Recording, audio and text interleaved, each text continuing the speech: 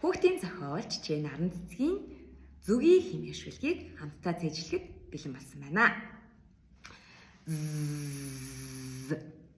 Зүгий гэж сонсоход зүг санаанд орлоо.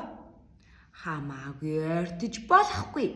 Хатгадаг юм гинлээ. Гэвч арааны шүлс асгарам амттай, ашиг тустай. Балбол зүгийн нэг 100 грамм бал бэлтгэхэд 1 сая цэцгийн шүүс цуглуулна. Саран дээр очоод буцах дайны саад ихтэй замыг туулдаг гин.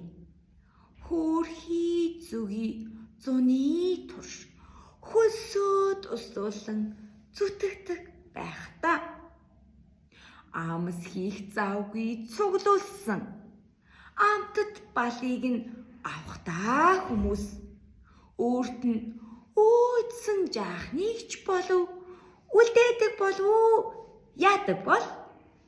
За энэхүү хөөрхөн шүлгээ хамтдаа цээжлээд аав ээждээ гэр бүлийнхэндээ итгэл дүүрэн инээд хөөртэй уншиж өгөөрэй. Амжилт хүсье. Баяртай.